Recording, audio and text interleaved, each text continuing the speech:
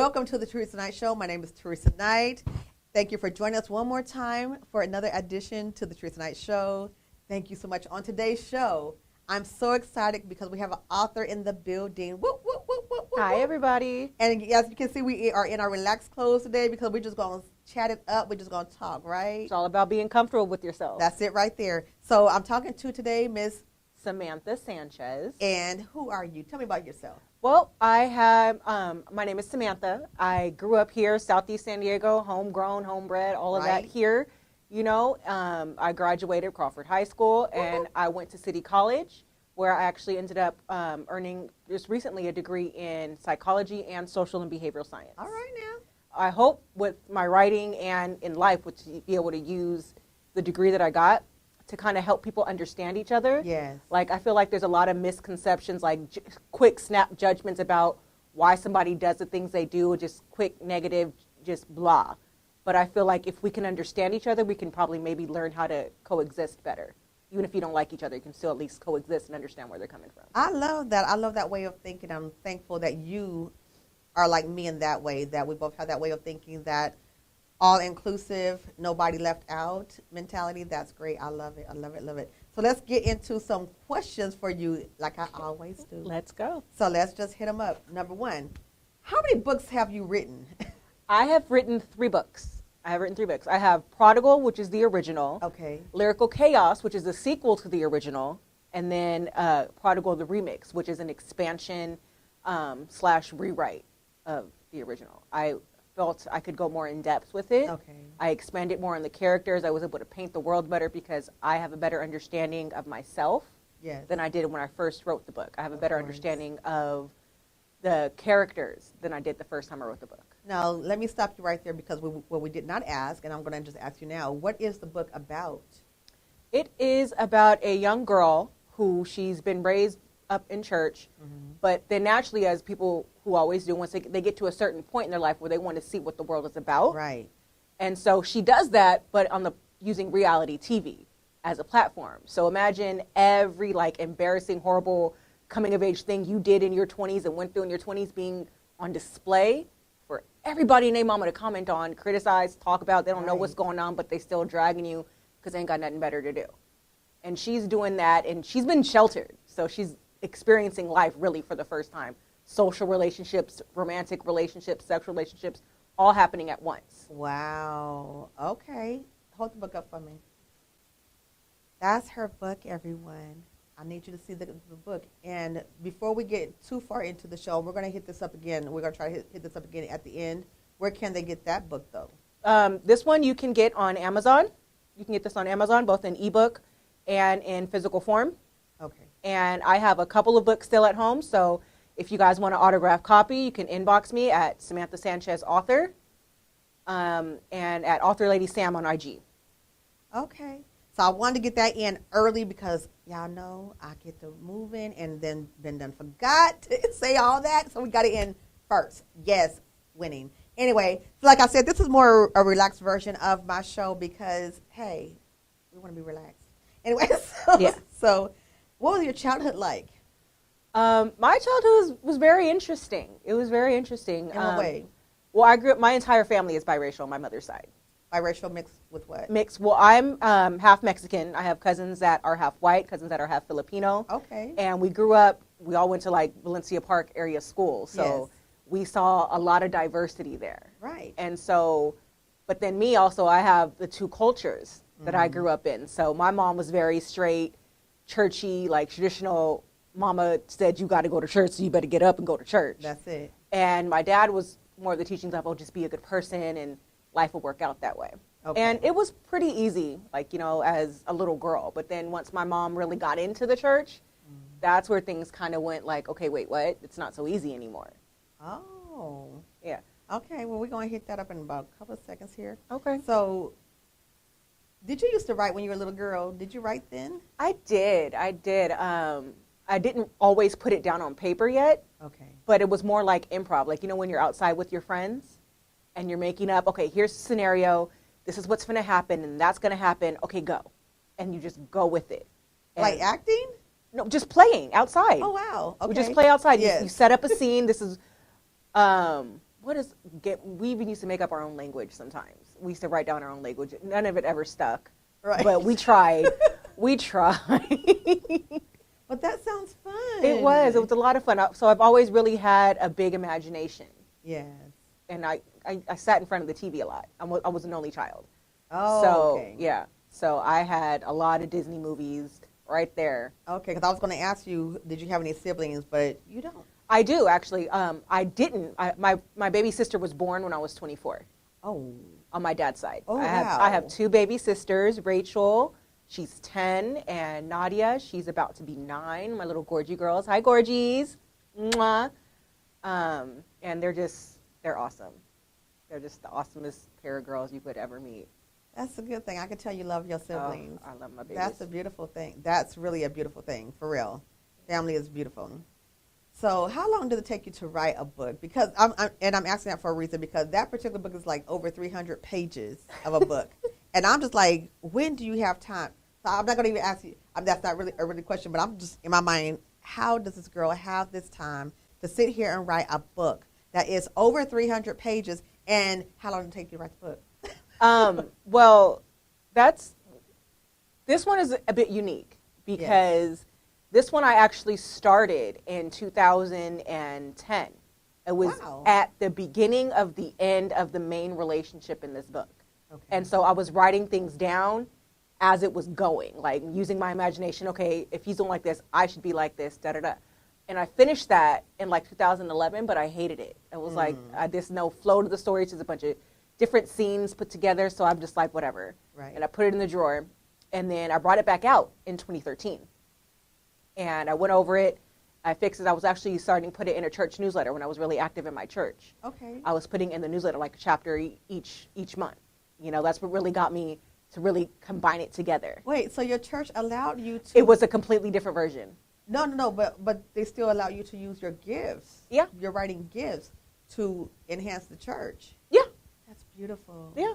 The church at the time that I was at was very big on using the gifts that God gave you to not only spread the word of God, but also bring people in to give them new avenues. And it's actually what really got me excited about being involved in the church was that, because now I finally feel useful. Now I finally feel like I can contribute something because, I sing in the choir, but I'm not the best singer. Okay. You know, I come to young adult meetings, but I'm not the most pious, you know, but I can write. You give me a story, give me a scenario, and tell me what you want to happen, what the situation is. Okay, I got you. All right. So when writing a book, do you write more to entertain or is it more therapeutic for you? It's both. It'd be both. It depends on the moment and that I'm writing it in. Mm-hmm. Like when I started in 2010, it was more entertainment, but then it was also a way for me to kind of separate myself from what was going on outside of because like I said, it was at the beginning of the end of that relationship. Yes. Okay. So to curb my not so sweet impulses toward this man, you know, I can't physically do anything. Wait, why when you said that I heard Jasmine Sullivan singing in my spirit? Because I bust the windows out your car. Now go on. He didn't have a car. See? But when to curb that, like, you know, every time I wanted to like lash out and yell, because we had been yelling and fighting for like almost a year. Okay. And it was always me yelling and him just laughing at me. So that really made me mad. Okay. And so in order for me to contain myself, I used to pick up a pen and just start writing out everything that was happening, like what I would want to do to him, this, that, and the other, what he was doing, what I was saying, how I felt about it. So it just came from that way. But it was also a way to be funny, because I would let my friends read it who were at the time, look what I wrote. Oh, yeah, you should make it like this, and this should be like that, and da-da-da-da. And so, like, it was more like, I wasn't really taking it serious back then. Like I always said, I'm going to publish it one day. But I didn't really believe that I would 100%. Like I knew it was a dream, but I didn't think I could actually do it. And then, you know, fast forward and you did it. Here it is. 3 times. Right. Not just once, but 3 times. Right. This is good. Now, did you always know that you were going to be an author, or was it just something you wanted to do? I didn't always know. When I was actually little, I wanted to write movies. I wanted to be a screenwriter. I wanted to go to Hollywood. You still are. I'm still going to do it. Yes. This was just a different avenue to that because I couldn't afford to Yes. go to film school, Okay. and I have the screenwriting books, so I learned how to screenwrite that way. But then, as the more I developed the story, the more like the dialogue came to me, and it was more. I could go into more detail in a book than I could in a script. So at True. least with the book, I get it out of my head. Yeah. And so then when I go back over it to adapt it into a screenplay eventually, I'll know what key moments to keep and what key moments can be left up for the actor to interpret. Gotcha. All right. We move. Look, we're moving. This is We good. So that's what I was going to ask next. Actually, I think you just answered some of my question, but I still want more from that. Okay. So did you write from your imagination, or is it based upon your life? It's both, actually.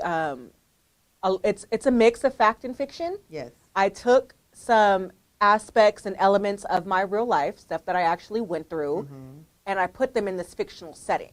Like a lot of the conversations, I actually remember verbatim. Like this is what, and then a lot of them I don't. But then I remember I wrote it down when it happened because I remember this is going to be interesting one day. I can use this somewhere, so I wrote it down. Yes. Like I kept screenshots of certain conversations. I still got a bunch of screenshots from other conversations. So if you ever made me mad, you never watch out. Don't look at the camera saying that. Oh Jesus, she still got it in her. No, I'm not that petty, but. No, it's a mix. It's a mix of fact and fiction. It's mostly fictional. Yes. Like I embellished a lot. Okay. I embellished a lot to serve the purpose of the story, but it's drawn from real life because everything kind of is. If it's work, I think that art should be drawn. Yes. From life to make it more relatable. True. When I started the original Prodigal, I wanted to be like it may not completely be my story 100%. And it may not be 100% somebody else's story, but somebody can relate to it. It's somebody's story. Somebody has been through exactly what I wrote here. Yes. There was a lady who contacted me on Facebook and told me how much she loved the book because she literally almost went through everything that I did. She had the same issues with her pregnancy that the character has in the book. She had the same issues with the man's that was written in the book. A lot of it was very much, and she said it was speaking to her. Wow. So that was really good for me because that's what was my goal. Okay. Was to be able to have my words and my experiences and even the stuff that actually didn't happen to me, stuff that I feel other women have gone through resonate with somebody. That's the truth, but it's the truth. All right. Now we're going to transition to something else. Now, I heard about you being so creative in church and being in the choir and on a dance team and doing a lot of things in church. So I know at one time then that church was a big part of your life. Is it still a big part of your life currently? Not as much as it was when I was a child. Now, as an adult, I have a choice about when I go, how often I go, and whether or not I want to go. Okay. So I go when, there are moments where I really feel like, I want to go hear a good word. Yes. So if I want to hear a good word, hear some good singing or whatever, I'll step into a church if I really feel moved to. Mm-hmm. But I don't make it a part of my daily routine, my weekly routine. Like, yes. Okay, everything's centered around church. I can't do nothing on Sunday because I got to go to church. No, I don't. Me personally, I feel that God is not confined to four walls. God is everywhere in everything, and if you ask Him to be with you, He will be right there with you. And I know the Bible. A lot of seniors. I work at a senior center, so yes. A lot of them have told me, "Oh, but the Bible says you have to go to church, this and that." But the Bible also says that where two or more are gathered, I will be there. So I can call Devonna, my best friend Devonna, on video chat. She's on bed rest. Right. She got mini Mac coming. She's on bed rest. So I can call her and we can fellowship. Yes. And God will be there. I can call my other friend Talana in Atlanta and we can sing together and we can fellowship. So just because I'm not inside of a building doesn't mean that I'm not still having God as a part of my life. Gotcha. So I hear what you're saying, and let me just make sure I understand. Okay. Or whoever's listening and also understands. So you're saying that it's not, you still have God, but you're just not going to church regularly, like religiously, yes. like you used to. Yes. So I totally understand. So let me ask you this then. What exactly in detail, if possible, caused you to stop participating in church the way you used to? Okay, well, that one. Yes, ma'am. Yes, well, ma'am. I don't want to go into too much detail because I don't want to get into the habit Right. of like, talking bad on people or situations because everybody's experience is It's different. different. Mm-hmm. But with my experience, I felt like, okay, there is a difference between serving and servitude. To me, the way church was a part of my life, it was always servitude. Mm-hmm. You got to be here on Sunday for service, 8 a.m. service, 11:15 a.m. service, anniversary service. Oh, we also got to sing at this church on this week too. Then you got to be there for Bible study on Tuesday. Then you got a meeting on Wednesday. And then it's always every day of the week is something involving the church. Right. And it felt more like a chore than something I was glad to do. Okay. And I honestly feel closer now to God than I did when I was going to church, because church was just a habit. It was a thing to do. It wasn't so much about, I'm going to hear some word. I'm going to let the Lord minister to me. It was more like, I got to go or they're going to talk about me. Got to go or they're going to, how come you weren't here on Sunday? You've been gone too long. You struggling. You backsliding. No, I need a break. Right. And so that kind of took the fun out of being a servant of the Lord for me, was having to please these people in a building. Man, okay. I didn't think that was going to be your answer, but a lot of people can relate exactly to what you said, including myself. I think we've all been in that space sometime in our lives, if you grew up in church, where you feel exactly just like that. So with that being said, I know you can't speak for everyone, but in your age group per se, but I know a lot of people in your age group have left the church. Yeah. And what do you think the older people need to do, or the church needs to do to gain those people back? I don't think it should be about getting the people back in the church. I think it's about meeting them where they are, like letting them know that, because I was talking to my cousin about this, right? And she was pointing out the difference that, like, our parents' generation, our grandparents' generation, they had less available to them than we do now. So church was the place to go to get fellowship, to have community, to have this, to have that, to hear the word. But with our generation, there's podcasts, there's TV shows. TD Jakes still on TV? Yes. Yeah, TD Jakes on TV. I haven't watched like gospel TV in a long time. So it's, and when like I said, I have friends all around states in the world that I can fellowship with and get the word with and have Bible study with. And so I don't think it's so much about bringing them back into the church, but allowing them to blossom in their own way. And then when they do come to church, don't be a bit more open to the new times, how times move with the times a little bit, I guess. That's good. That's good. So have you ever felt the need to maybe forgive anyone or even forgive the situation or the players in the situations that caused you to back away from the church? Because you think forgiveness is needed from your end? Yes, and I forgive them. I've forgiven the people that the conflict and everything that happened, but it's still very hard for me to still want to be around them after it happened. Gotcha. So love y'all, peace of Christ, everything. Wish you all the best love in the world, but I don't think we'll ever be like best friends. Yeah, I get that. Wow, I'm asking you these questions, but I'm actually seeing some, and I don't normally say this in any of my shows, but I actually see some hurt in your eyes when you talked about that just now. Yeah. So I can clearly see that in your eyes, and I'm sorry you went through that. Yeah, it's a work in progress. Like, God can Yes. heal all things, and He's working on me, and I'm doing a lot more than anybody thought I was capable of. So, Wow. it's just I'm blessed. I feel close to God, so whatever happened, and this is where we are now. He uses everything, and we already know that. Oh yeah. So let's transition one more time. Okay, let's transition. We out of church now. All right. We're going to talk about relationships. Uh-oh. Because, that. And because your book is talking about relationships, and we already talked about you use your book as some pieces of your own life to deal with relationships. And plus, I always end up talking about relationships every time I've done a show so far, because I feel like that's the origin of everything. Everything, I think me and you talked about that. Everything that in life, it stems from mother and father getting together, which was a relationship. Nothing else happens in the world if those two people had never gotten together and let there be a relationship. So let's talk about that. Okay. So you already explained, you already answered one of my questions, which was, are the relationships in the book Particle some of your stories? The main relationship, the relationship between Lyric and Anthony, that is pulled exactly from reality. Like, the only thing that's really different is in real life, the pregnancy test came out negative. Okay.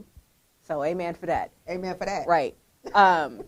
But yeah, that was pulled from reality. Then that was a situation. Mm-hmm. You know, I wouldn't really call it a relationship. It was a situation. It was, and I can't really say I regret it. Like, there is some like about that. Like, I can't stand you because you did.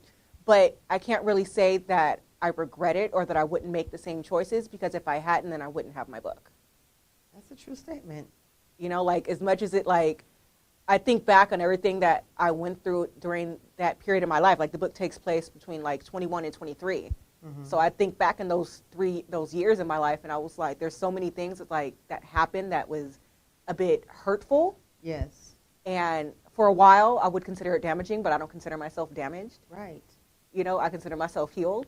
So, that's it. And I'm using the past hurts as a way to reach other people who have been past hurt, to let them know you are not alone. That's what we do. Mm-hmm. Right? Everybody's had a messed up situation. Right. And so I can't really say that I regret my time with these people, mm-hmm. because, like, my creativity comes from real life. All you did was shoot my creativity. All you did was make me want to win more, so I can be like, you know? But okay, now. But no, for real, it was empowering. That's a good thing. So I do have to ask you, what was the most devastating thing that ever happened to you in a relationship, and how did you handle it? I don't really know which was more devastating. There's a lot of things that have happened that have been like, wow, yeah, really?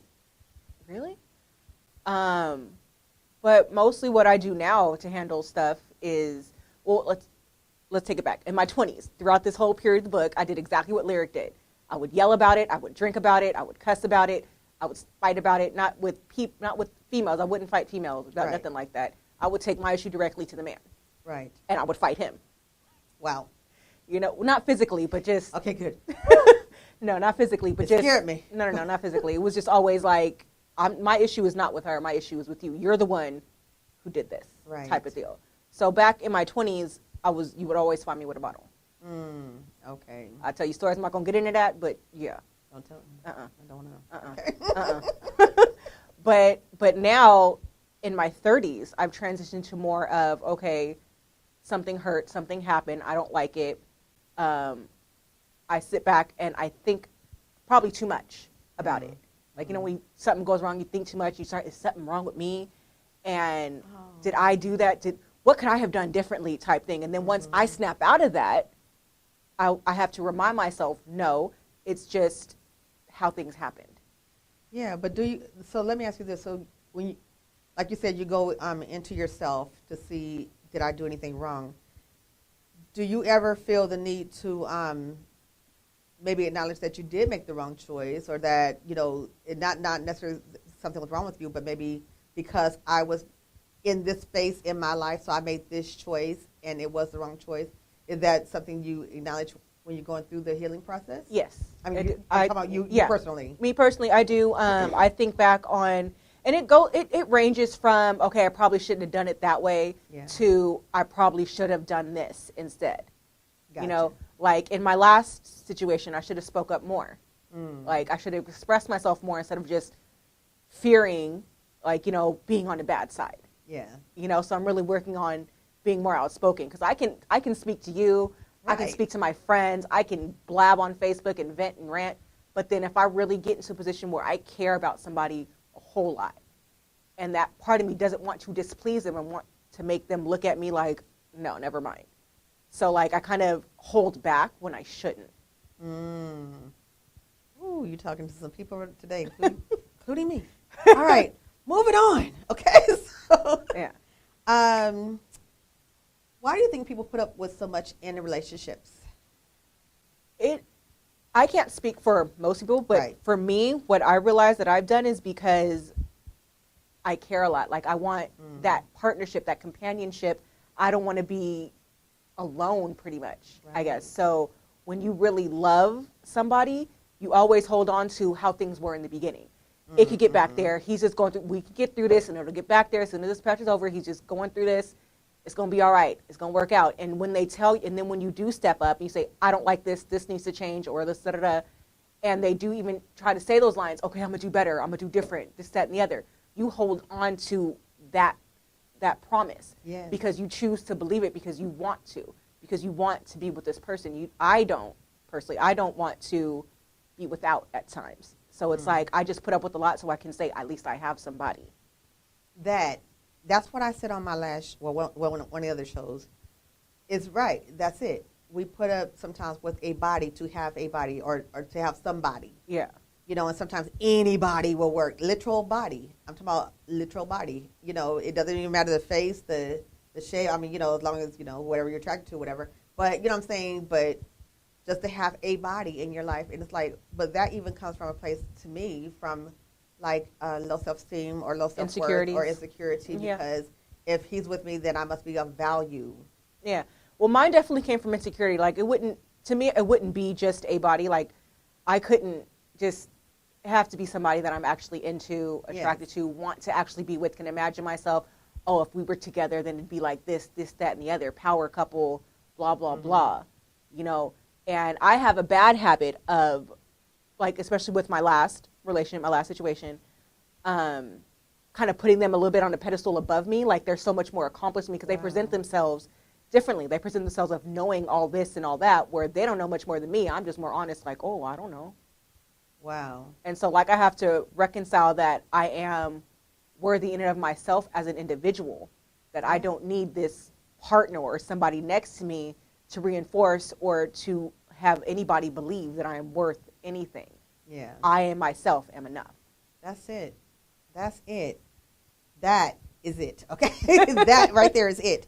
All right. We're going to transition one more time. Okay. And then we're going to come to a close. This is a good conversation, though. Yeah. I kind of don't want to close. All right. So how do you see yourself at this point in your life? I mean, I'm talking about everything included. How do you see yourself? I see myself as evolving.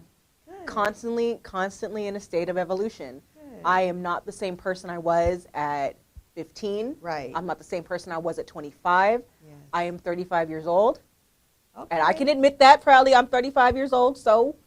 And. That ain't even that old. I don't know why you're saying all that. Nah, because some people get like, whoa, you're already 35. So I've gotten that, like, yeah. Well, child, you done made me feel kind of old when you said that. Okay, we're going. No, but it's like, you know, I'm always in a state of transition. Like, my mind is not the same as it was. Like, I'm always growing. I'm always thinking of how to improve myself. Yes. And how to be better, how to be the best version of me. That's And it. with this remix came with rebranding.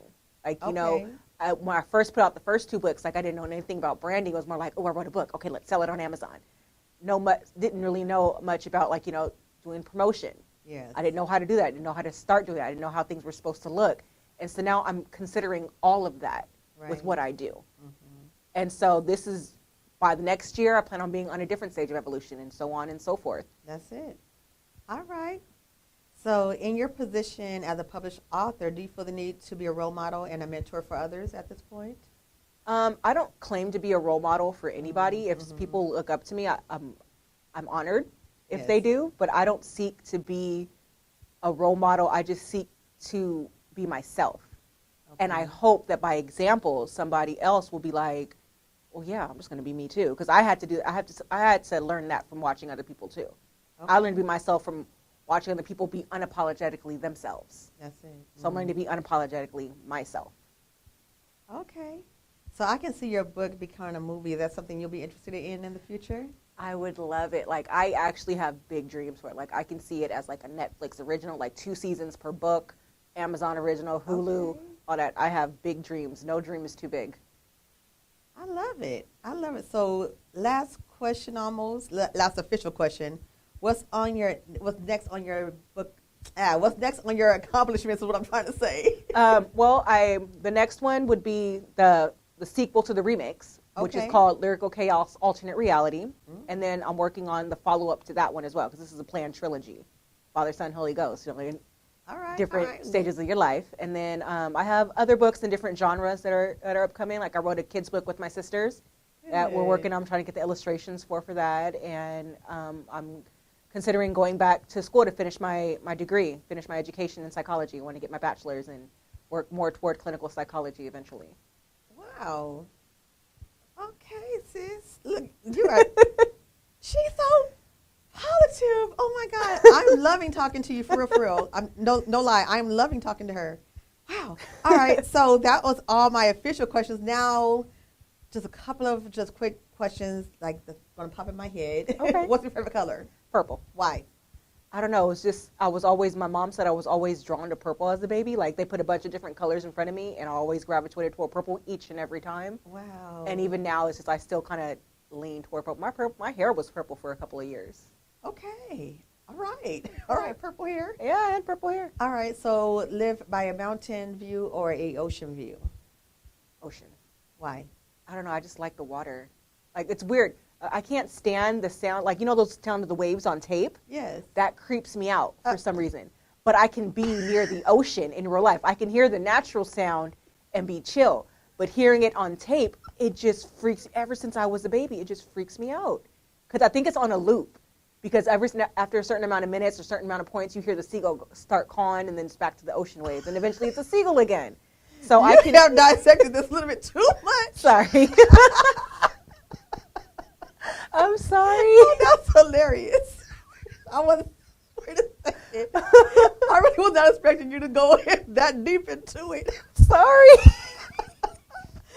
Expect the unexpected with me. Oh Lord, this is I am loving this interview because I think this is the first interview I get just to be me today. Like I gotta be pulled up. We good. Like, Yeah. Wow.